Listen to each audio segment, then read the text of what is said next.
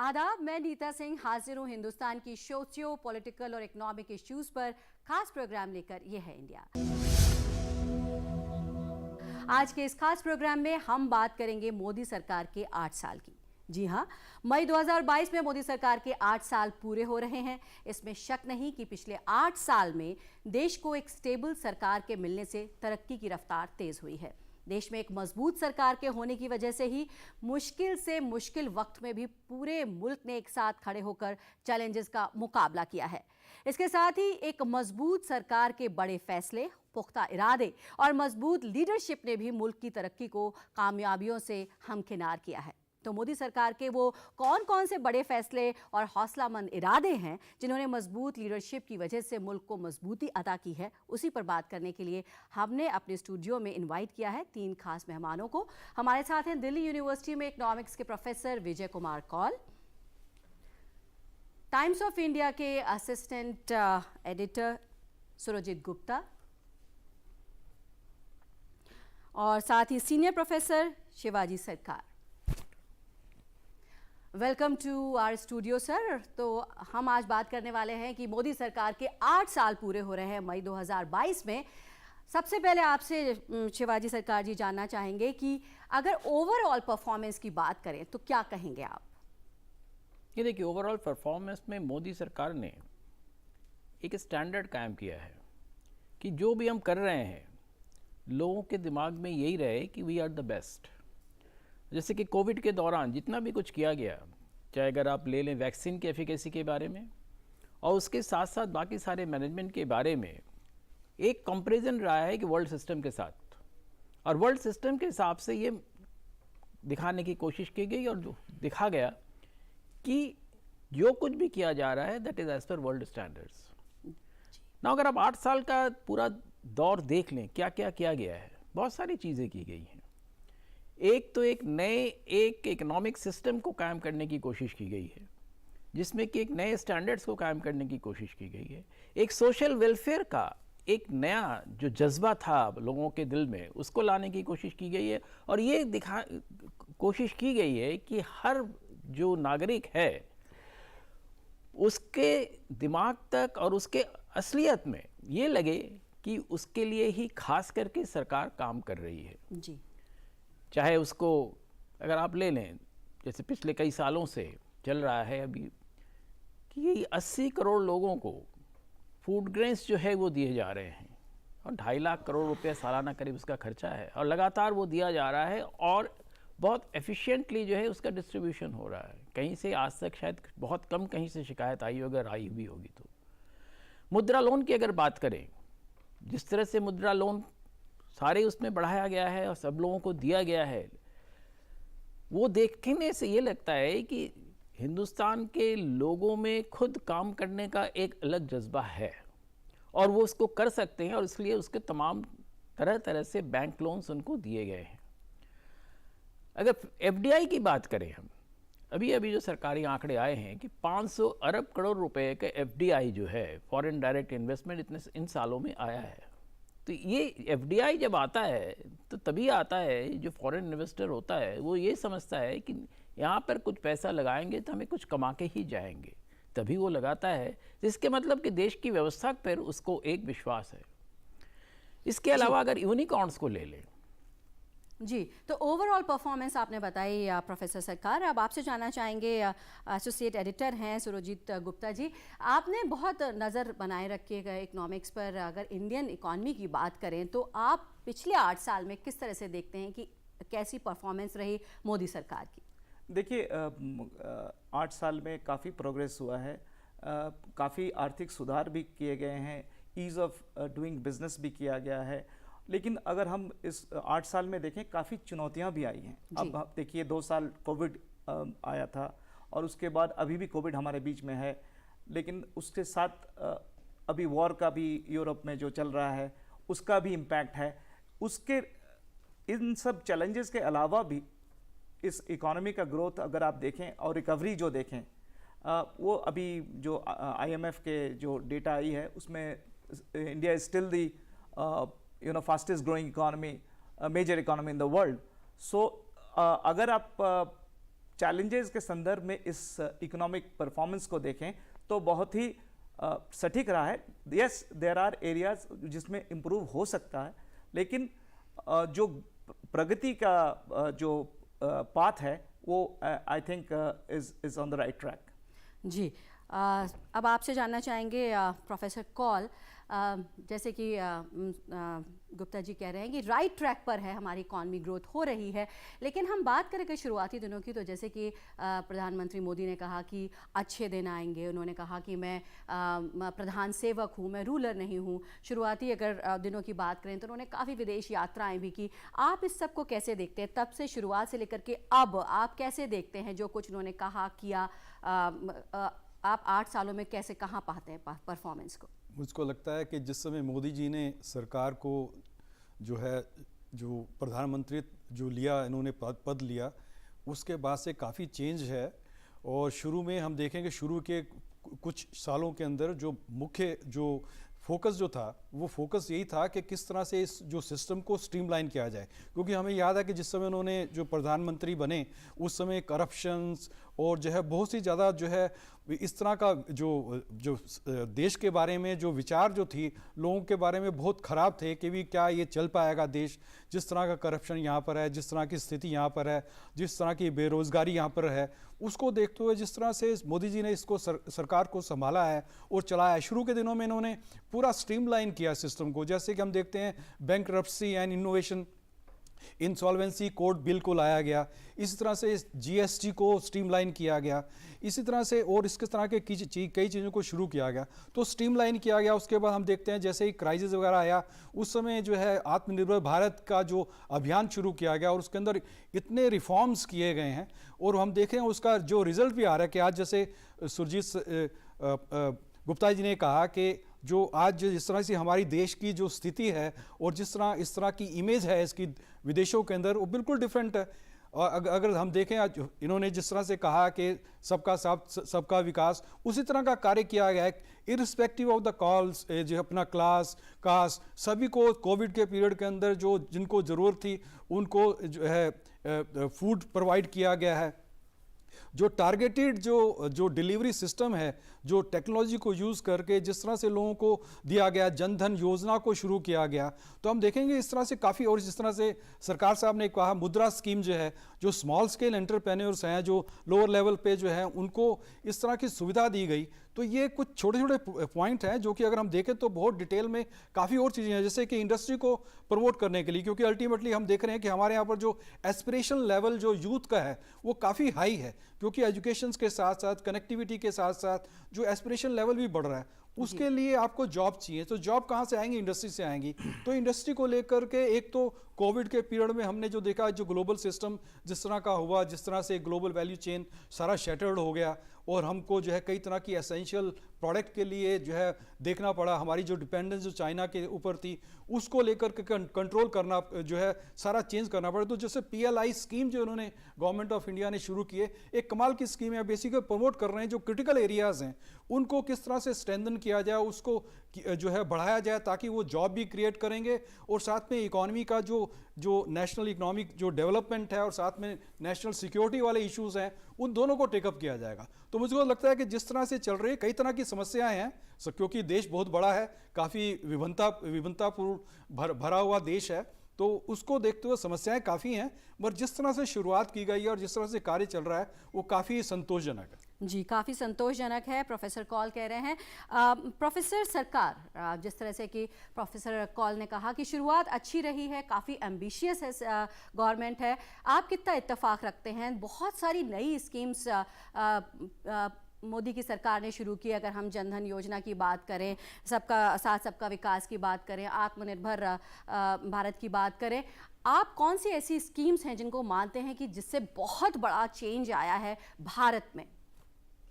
देखिए, सबसे बड़ा अगर चेंज आप कहेंगे तो मैं मानूंगा कि जनधन की योजना जो है उसने भारत के जो दूर से दूर रहने वाले गरीब लोग हैं उसको भी बैंकिंग सिस्टम से जोड़ा। उसके साथ जो गवर्नमेंट ने जो भी डायरेक्ट बेनिफिट ट्रांसफ़र्स किए तो उसमें पैसे गए, जिसके बारे में अब काफ़ी लोग कहते थे कि डायरेक्ट बेनिफिट ट्रांसफ़र से क्या फ़ायदा होगा, तो हर एक के जेब में जब पैसे गए तो उनको जो खुशी मिली और उसके जो विकास के दर में जो एक ठहराव जो था उससे आगे चलने को मौका मिला, तो वो सारी चीज़ों में जो गांव के दूर दूर के रहने वाले लोग हैं वो जुड़े। अगर हाउसिंग, गांव के हाउसिंग स्कीम्स लें, वो वाकई उसमें काम हुए और उसमें दूर दूर के लोगों को पक्के मकान मिले, पक्के टॉयलेट्स मिले।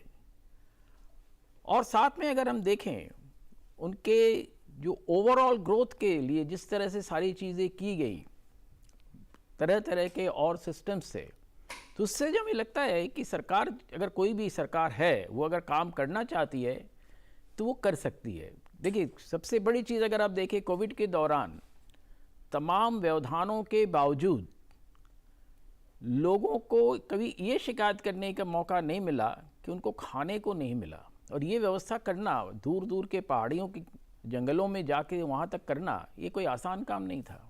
साथ में अगर हम देखें जो एंटरप्रेन्योरशिप को जिस तरह से डेवलप किया गया, स्किल डेवलपमेंट के जो सिस्टम्स किए गए हैं, उन सारी चीज़ों को अगर हम देखें तो ये बिलियंस ऑफ डॉलर्स जो इन्वेस्टमेंट उसमें गया लोगों के पास, तो उससे लोगों को जो लाभ मिला है, मेरे ख्याल में ये एक अभूतपूर्व काम सरकार ने किया है।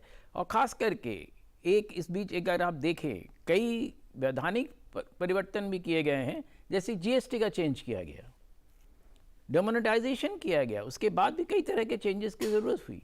और डिमोनेटाइजेशन के बाद अगर आज जीएसटी को अगर आप ले, अभी जो लेटेस्ट फिगर्स आए हैं 1,68,000 करोड़ का एक महीने में जो कलेक्शन होना, ये अपने आप में माने रखता है कि सारी चीज़ खाम तौर पे कहा जाता है कि सरकार के उससे बहुत सारे व्यवधान आए, पर वो व्यवधान के बावजूद अगर सरकार इस तरह का काम कर रही है तो एक बहुत बड़ी चीज़ है। एक बहुत सी छोटी सी चीज़ है खादी का। खादी और ग्रामीण उद्योग जो है आपस में जुड़ा हुआ है। ये गांधी जी का सपना था, उस सपने को इस सरकार ने पूरा किया।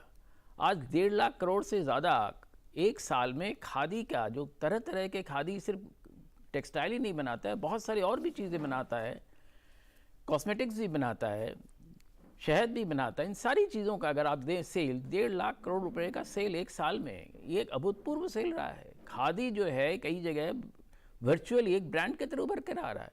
तो इस तरह से अगर आप देखें, बहुत सारी ऐसे जो एरियाज थे जहाँ पर हमारी नज़र नहीं थी, उस पर अब नज़र जा रही है। रेलवेज़ को अगर ले लें, आप देख लीजिए, रेलवेज़ में हमारी कोशिश ये होती थी कि हम सिर्फ सोचते थे बुलेट ट्रेन नहीं होगा तो स्पीड कैसे बढ़ेगी।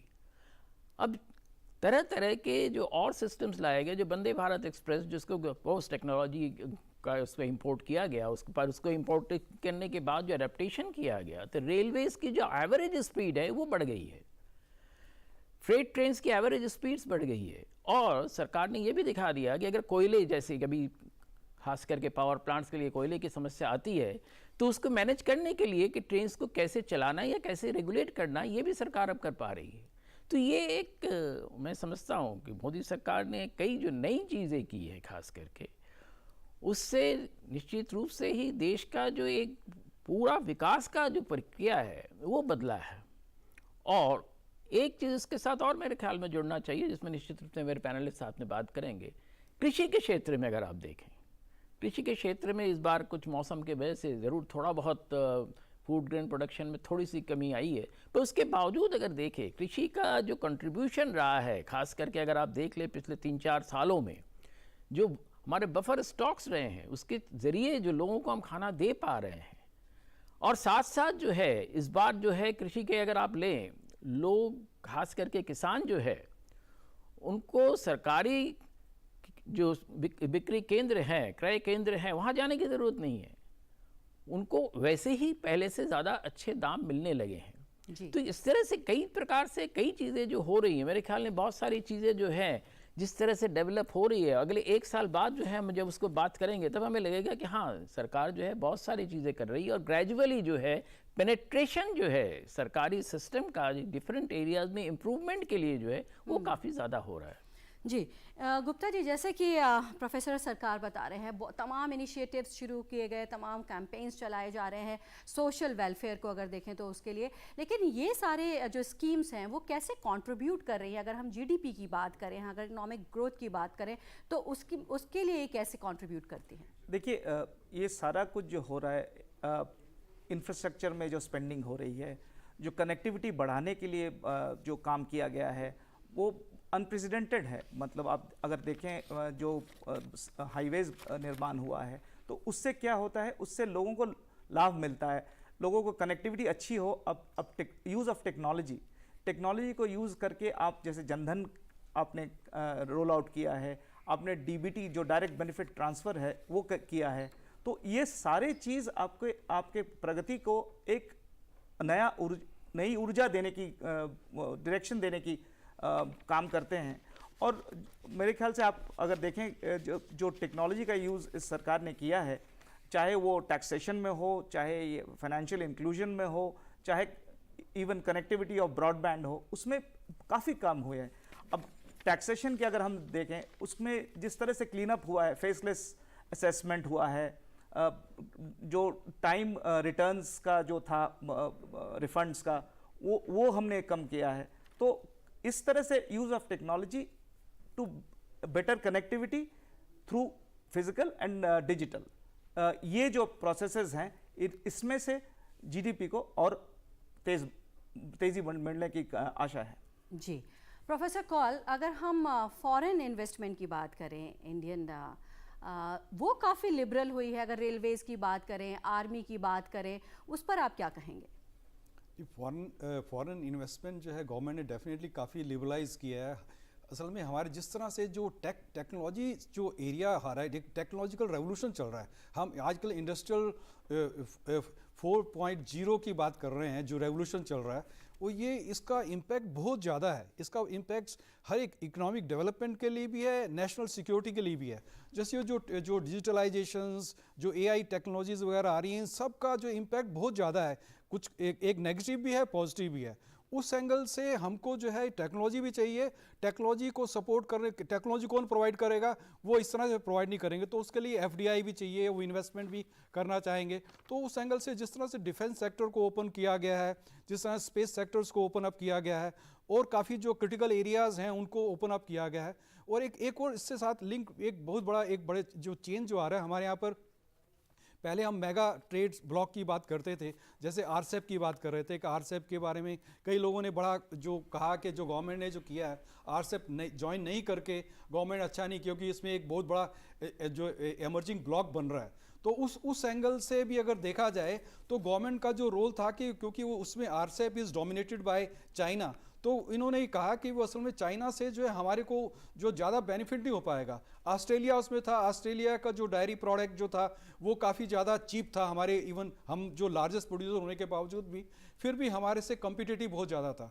तो हम देखते हैं कि जो गवर्नमेंट ने एक पॉलिसी जो अडॉप्ट की, कमाल की पॉलिसी है कि instead of going for a mega trade block, उन्होंने डिसाइड किया कि हम बायलैटरल ट्रेड करेंगे। तो बायलैटरल के अंदर जो फ्री ट्रेड किया इन्होंने यूएई के साथ किया, अभी ऑस्ट्रेलिया के साथ किया। अगर देखेंगे उसको फ्री ट्रेड को भी देखें, उसके अंदर जो डायरी प्रोडक्ट है उसको साइडलाइन कर दिया। तो हम देख रहे हैं कि जहां हमको टेक्नोलॉजी चाहिए, जहां हमको मनी चाहिए, हम अपना इंटरेस्ट देख रहे हैं। तो उस एंगल से हमारा गवर्नमेंट का जो रोल है काफ़ी इंपॉर्टेंट है, एफडीआई के पॉइंट ऑफ व्यू से, ट्रेड ब्लॉक के पॉइंट ऑफ व्यू से, दूसरी कंट्री के साथ जो बायलैटरल ट्रेड जो कर रहे हैं, फ्री ट्रेड कर रहे हैं, यूरोप के साथ हो रहा है, जो प्रॉमिस किया गया है कि अक्टूबर तक हो जाएगा, ब्रिटेन के साथ किया जा रहा है। इससे जो, और ख़ास करके यूरोप के साथ जो इस तरह से जो पॉलिटिकल शिफ्ट हो रहा है बेसिकली, उसके अंदर जो गवर्नमेंट जो कोशिश कर रही है, उसमें डेफिनेटली इसको काफ़ी बेनिफिट होने वाला है। क्योंकि जो यूरोप के अंदर जो मनी भी है और साथ में जो है टेक्नोलॉजी भी है, और ये सब जो है हमको काफ़ी बेनिफिट होगा। एक चीज़ मैं और थोड़ा ऐड करना चाहता हूँ, जो अभी पहले आपने जो डिस्कस किया, सरकार साहब ने भी किया, इन्होंने भी किया, एक हमारे यहाँ पर एक यूनिक चीज़ अगर हम देखें, हमारे यहाँ पर क्योंकि पॉपुलेशन बहुत लार्ज है, एक अनएम्प्लॉयमेंट का इश्यूज़ बहुत ज़्यादा वो है, और हमारे यहाँ पर हम कास्ट वास्ट की बात करते हैं कि वर्ण व्यवस्था की बात करते हैं। एक जो हम देखें, मोदी जी ने एक यूनिक था कि मोदी जी ने जो डिग्निफाई किया लेबर क्लास को, ये बहुत ही यूज़फुल है। अभी जो ये कई जगह पर आ रहा है कि हम डिग्निफाई कर रहे हैं कि जो काम करने वाले हैं, हाथ के काम करने वाले लोग हैं, वो भी इंपॉर्टेंट है। तो ये एक एंटरप्रेन्योरशिप के पॉइंट ऑफ व्यू से, स्किल डेवलपमेंट के पॉइंट ऑफ व्यू से हर आदमी इंपॉर्टेंट है, हर आदमी को डिग्निफाई किया जा सकता है, तो वो उसका इम्पैक्ट जो देश के ऊपर बहुत ही ज़्यादा होने वाला है। कि हर आदमी के हर एक का रोल इंपॉर्टेंट है, उसको स्किल प्रोवाइड किया जाए, उसको जो लोन प्रोवाइड किया जाए और उसको फ्रीडम दी जाए कि आप जो चूज करना चाहते हैं, जिस एरिया में जाना चाहते हैं करें, उस तरह की इंफॉर्मेशन दी जाए। तो ये एक बड़ा रेवोल्यूशनरी चेंज जो है होने वाला है, हो रहा है। मुझको लगता है ये बहुत बड़ा रिमार्केबल चेंज है। जी बिल्कुल। प्रोफेसर सरकार, रिमार्केबल चेंजेस हो रहे हैं, 8 साल में काफ़ी कुछ अचीव किया है मोदी सरकार ने। अगर हम बात करें 2022 की, तो अभी इंडिया अपना अमृत महोत्सव मना रहा है, 75 साल पूरे होने वाले हैं आज़ादी के। ऐसे में मोदी का सपना था, उन्होंने बोला था कि न्यू इंडिया की उन्होंने एक सपना देखा था। उसमें आप कहाँ तक देखते हैं कि अचीव कर पाए हैं और कितना होना बाकी है? कैसा होगा न्यू इंडिया में? न्यू इंडिया में देखिए, एक चीज़ कहा गया था और कि 2022 तक $5 ट्रिलियन की इकोनॉमी हो जाएगी। इत्तेफाक से कोविड की वजह से उस गोल से हम थोड़े पीछे चले गए हैं। अभी इंटरनेशनल मॉनेटरी फंड का जो रिपोर्ट्स आए हैं, उसके हिसाब से 2028 तक हम इस सपने को पूरा कर पाएंगे। पर सवाल ये है कि इतनी बड़ी इकोनॉमी हो जाएगी तो उसका फ़ायदा क्या होगा? अभी भी लगभग $3 ट्रिलियन का इकोनॉमी है। इकोनॉमी आज भी बहुत छोटी नहीं है, पर कहा जाता है कि हमारी जो इकोनॉमी है, बांग्लादेश की इकोनॉमी की जो ग्रोथ है वो किससे ज़्यादा हो रही है। हाँ, हो रही है। उसका एक फ़ायदा भी हुआ हिंदुस्तान को। फ़ायदा ये हुआ है कि बांग्लादेश से जो माइग्रेशन हो रहा था हिंदुस्तान को, वो रुक गया है। ये हिंदुस्तान के लिए एक पॉजिटिव एस्पेक्ट है। पर अगर वो दूसरी तरफ अगर आप देखें, इस कोविड के दौरान जो लोगों का कई तरह के जो समस्याएं आई, जो प्रॉब्लम्स आए हैं, उसको निपटाने के लिए भी लोगों तक सरकार पहुंची। सरकार, जनता को लोगों तक नहीं जाना पड़ा। तो सरकार जब लोगों तक पहुंचती है तो उसमें भी अगर आप देखें तो बहुत से एक्सपेंसेस होते हैं। अभी कहा जा रहा है कि महंगाई बढ़ गई है, जनता को बड़ी परेशानी हो रही है, पर लोग ये नहीं सोचते हैं कि महंगाई बढ़ने से सरकार को भी परेशानी होती है, कि सरकार को भी उसी बाज़ार से सारी चीज़ें लेनी पड़ती है। तो सरकार का जो रेवेन्यू कलेक्शन है उस पर भी कहीं ना कहीं फ़र्क आता है। ओवरऑल एक्सपेंसेस सरकार की बढ़ जाती है। तो ये जो बड़ी इकोनॉमी होती है तो वो उसको जज़्ब करने की कोशिश करती है। साथ में अगर आप देखें सरकार ने क्या किया, सरकार ने एक चीज़ की, अगर हम इस बजट को देखें कि ओवरऑल जो सरकार के जो बजटरी सपोर्ट आती है उसका एक हिस्सा जो आता है वो बोरोइंग से आता है, यानी कि सरकार को कहीं ना कहीं उधारी लेनी पड़ती है। पर अगर आप ओवरऑल परसेंटेज में देखें तो उधारी हमारी कम होती जा रही है।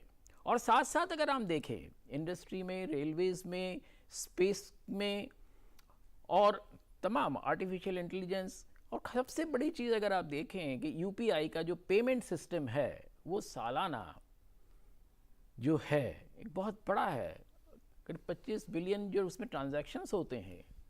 और ये जो ट्रांजैक्शंस जो होते हैं उस ईच ट्रांजैक्शंस में भी पैसे जनरेट होता है। तो इस तरह से अगर आप देखें, और ये जो ट्रांजैक्शन हो रहा है यूपीआई का, देखिए ये दूर दराज के लोगों तक, अब छोटे छोटे व्यापारी तक वो जा रहा है। आज अगर आप सब्जी खरीदने जाते हैं तो नॉर्मली लोग अपने सिर्फ मोबाइल लेके जाते हैं और यूपीआई के ज़रिए सब्जी वाले को भी पेमेंट करते हैं। तो ये एक बहुत बड़ा चेंज आया है। जो लोग सोचते थे कि हिंदुस्तान में शायद ये करना मुश्किल होगा, यूरोप में तो पहले हो चुका था और आसानी से हुआ था।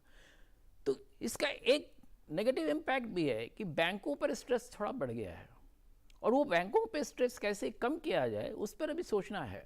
उसके साथ एक चीज़ अभी आरबीआई ने किया है मेरे ख्याल में, उस महंगाई को देखते हुए लोग कह रहे थे कि महंगाई बढ़ रही है, इंटरेस्ट रेट नहीं बढ़ रहा है। अब आरबीआई ने पहला कदम उठा लिया है अभी 4 दिन पहले ही कि इंटरेस्ट रेट जो है, जो डिपॉजिट का इंटरेस्ट रेट है वो बढ़ेगा, और डिपॉजिट का बढ़ेगा तो निश्चित रूप से ही लेंडिंग रेट भी बढ़ेगा। तो इस तरह से अगर आप देखें ओवरऑल सारी इकोनॉमी जब बढ़ती है तो उसके कई फ़ायदे होते हैं, कई परेशानियां भी आती हैं। तो दोनों ही साथ साथ इन चीज़ों को कर पाना, और ख़ास करके ऐसे दौर में, अगर 19 के बाद का दौर हम देखें, 2019 से लेके उसके आगे के दौर पे कहीं ना कहीं इंडस्ट्रियल ग्रोथ में फ़र्क पड़ा है, कोर सेक्टर में कहीं ना कहीं परेशानियां हुई हैं।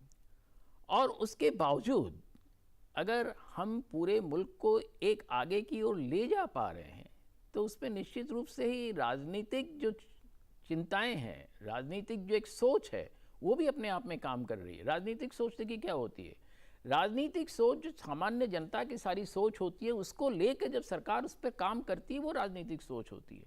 तो राजनीतिक सोच क्या है कि जनता का पूरा जो है कैसे वेलफेयर जो है, ओवरऑल वेलफेयर, उसकी नौकरी से लेके, उसकी आमदनी से लेके, उसके खर्चे तक, और उसके अगर हम देखें हेल्थ सेक्टर का जो इधर कोविड के दौरान जिस तरह से हेल्थ सेक्टर का एक रीऑर्गेनाइजेशन हुआ है, उसको अगर हम बात करें तो ये सारी चीज़ें करना जो है, लोग समझते हैं कि सरकार है तो वो कर ही लेगी। सरकार है, पर सरकार के लिए कर पाना हर चीज़ संभव नहीं होता है। बस सरकार जब सब मिल के साथ, एक सबसे बड़ी जो इस सरकार की सबसे बड़ी जो एक उपलब्धि रही है कि सरकार के जितने भी विंग्स हैं वो एक दूसरे के साथ मिलकर इन टैंडम काम करते रहे हैं, और इसलिए बहुत सी चीज़ें जो सरकार करना चाहती थी और करना चाह रही है, उसका जो रिजल्ट्स है वो हमें देखने को मिल रहा है। स्पेस से लेके, एयरलाइन से लेके, रोड सेक्टर तक जो है, इस चीज़ को हम देखने को मिल रहा है। कुछ समस्याएं हैं, कई सारी परेशानियां भी हैं। मेरे ख्याल में आगे आने वाले दिनों में उनका भी कुछ ना कुछ सॉल्यूशंस सामने देखने को मिलेंगे। जी बिल्कुल। प्रोफेसर सरकार, प्रोफेसर कौल गुप्ता जी, आपने समय निकाला और स्टूडियो में आए, वैल्यूएबल इन्फॉर्मेशन दी, उसके लिए आपका बहुत बहुत शुक्रिया। तो मोदी सरकार के 8 साल पूरे हो रहे हैं। इन 8 साल में इंडियन सिटीज़न का स्टैंडर्ड ऑफ लिविंग तो बेहतर हुआ ही है, ग्लोबल प्लेटफॉर्म पर भी इंडियन इमेज बेहतर हुई है। तो आज के हमारे एपिसोड में बस इतना ही, और अगर आप कोई राय या सजेशंस हमें ईमेल करना चाहते हैं तो हमारा ईमेल आईडी है ddurduspecials@gmail.com।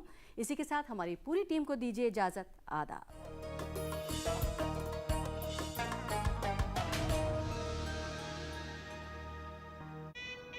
हनीमून के लिए कहाँ जाना है? कहाँ जाना है मैडम? कहाँ? शादी के पहले आता है सीजन शादी.com का। आज ही डाउनलोड कीजिए।